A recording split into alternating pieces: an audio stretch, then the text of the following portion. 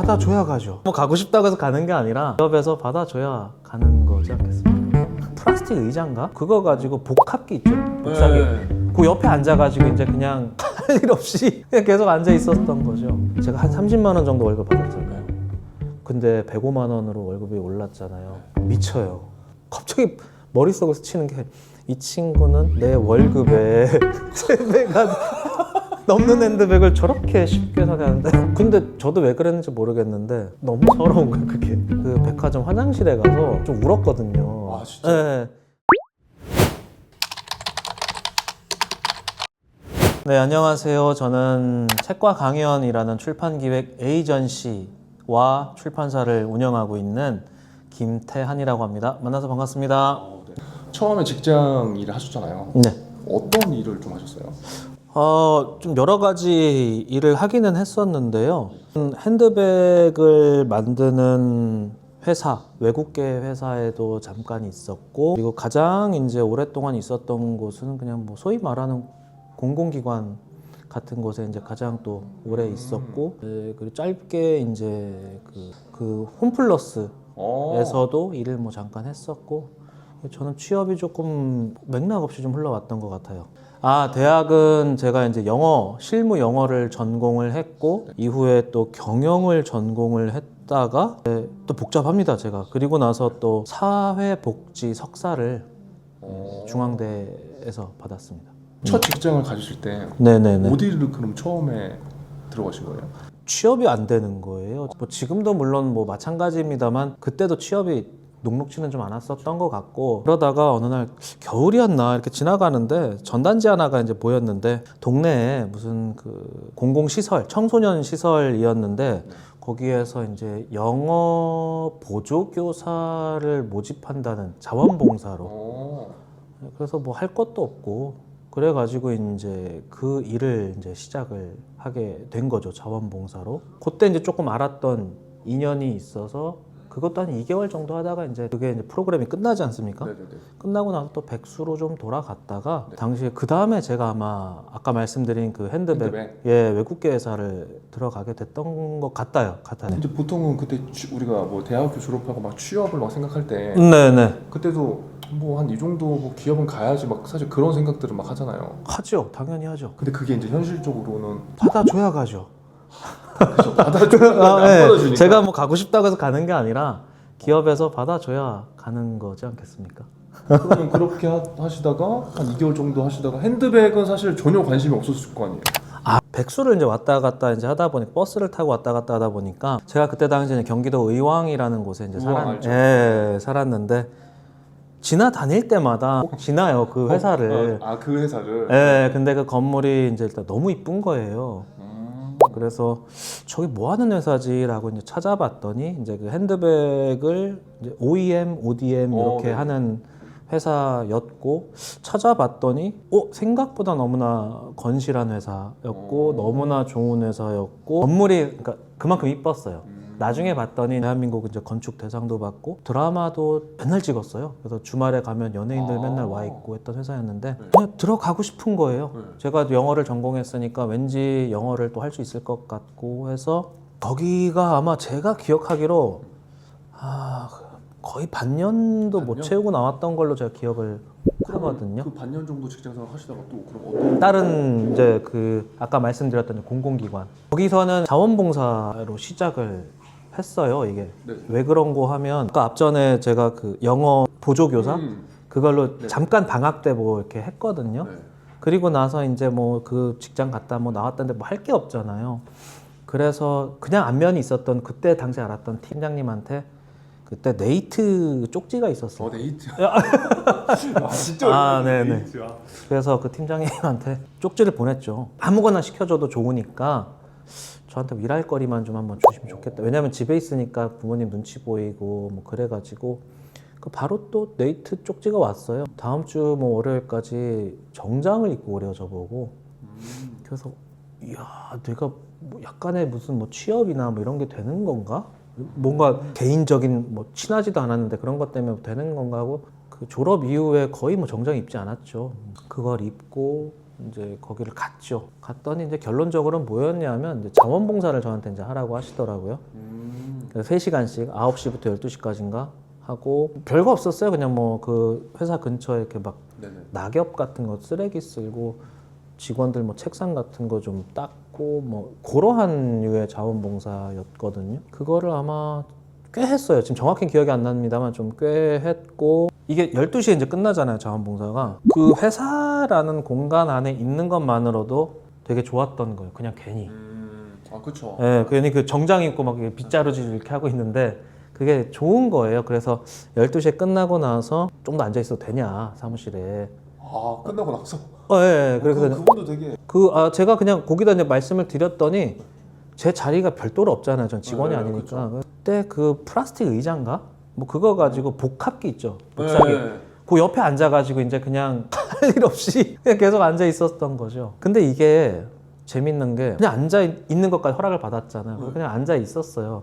왜냐면 자원봉사하면서 뭐 여러 가지 일도 도와주다 보니까 어느 정도 내적 친밀감도 좀 쌓였고 그러니까 그럼 뭐 앉아 계세요. 편하게 이렇게 된 거죠. 그렇게 해서 이제 앉아 있다가 갑자기 그런 일이 생기는 거예요. 직원들이 바쁘잖아요. 그럼 저 복합기 옆에 앉아 있잖아요. 지나가다가 다시 미안하다 이거 복사 10장만. 그쵸 그렇게 되죠. 20장 이렇게 되더라고요. 그래서 제가 그때부터 이제 복사를 이렇게 해서 뭐 가져드리고 뭐 찝어서도 가져드리고 뭐 이런 거는 이제 하다가 그것도 꽤 오래 했어요. 이렇게 하다가 직원들이 퇴근할 때쯤 저도 이제 집에 갔거든요. 하고 거기 앉아 있다가 뭐 도서관도 있어요, 회사에.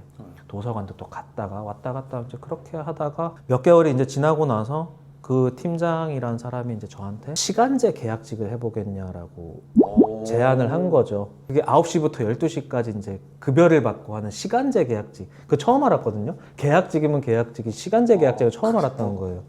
그게 제가 알기로 월급이 그때 당시에 한 30만 원 돈 됐었나 정확히 기억이 안 나는데 한 그 정도를 받으면서 그러다가 시간제로? 계약직을 해보겠느냐라고 해서 그때 월급이 아직도 안 잊어먹은 게 105만 원이었거든요. 그때 나이가 어떻게 줬어요?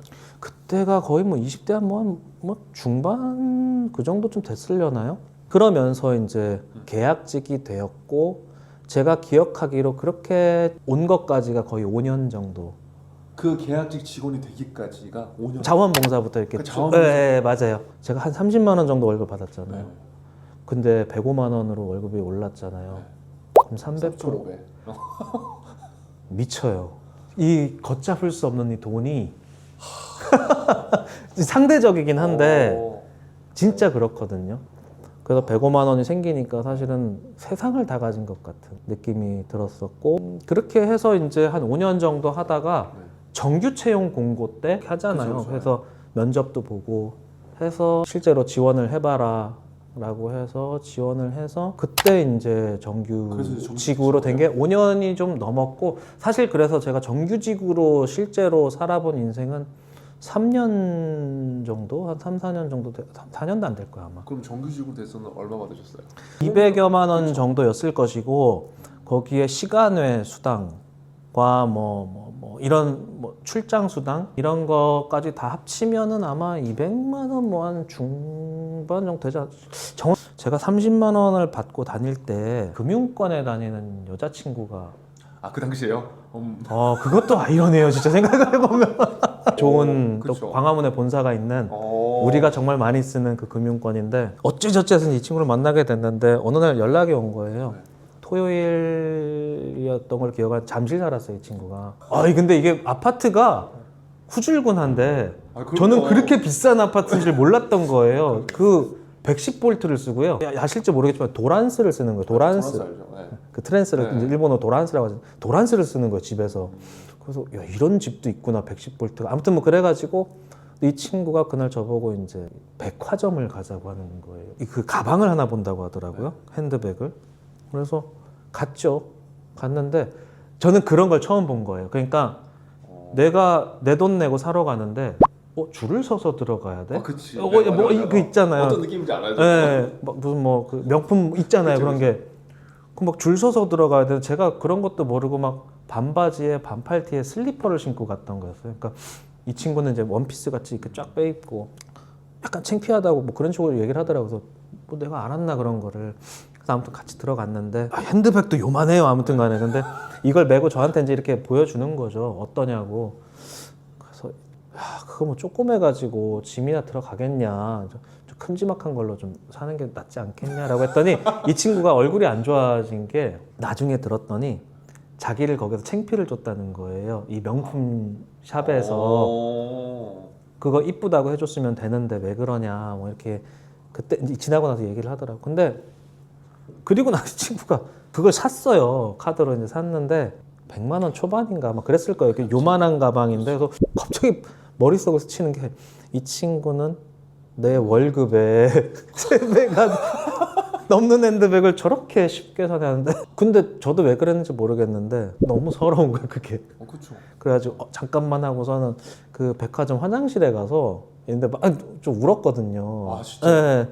내 인생은 왜 이러지? 하면서 그 좀 울었었던 좀 기억이 있었고 그리고 정규직이 되었을 때 물론 급여는 이제 많이 올랐습니다만 뭐 다 이 채널을 보시는 뭐 직장인 분들도 아시겠지만 급여를 올려주고 정규직으로 채용이 된다는 건 그만큼 책임이 많아지고 해야 될 것들이 많아진다라는 것이었던 것 같아요. 그래서 김태한을 뭐 정규직 뭐에 뭐 임명한 뭐 이런 뭐 대자보 같은 게 붙었었어요 그때.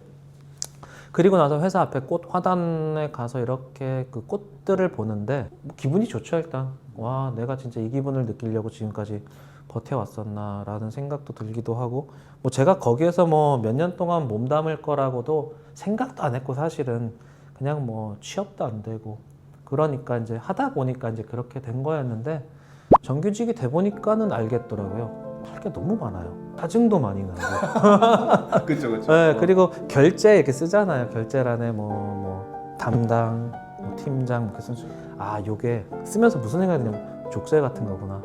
책임 전가하는 거구나. 그렇지, 책임 전가.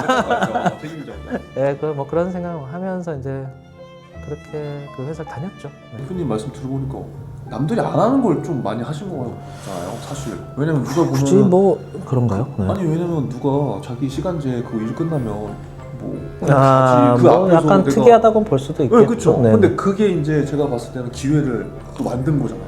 그렇죠. 근데 만약에 그 행동 안 했으면은 시간제에 대한 제한이 안 들어왔을 것 같은데 제가 봤을 때. 그럴 수도 있겠죠. 그러니까 좀 그런 것 같아요. 제가 뭐 이제 와서 느끼는 건데요. 삶의 시간이라는 거 있지 않습니까? 시간과 기회라는 게 내가 주체적으로 만들어 나가야 하는 것이 되게 중요하구나를 많이 생각을 하거든요.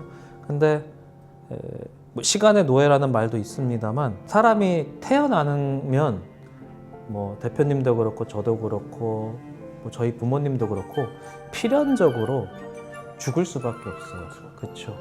그런데 어느 순간인가부터 제 자신이 영원히 살 것처럼 행동을 하고 있더라고요. 그러다 보니까 시간을 허비하고 뭐 이러한 것들이 이제 조금씩 자각을 해 나가던 즈음이지 않았을까라는 생각을 하게 된 것 같아요.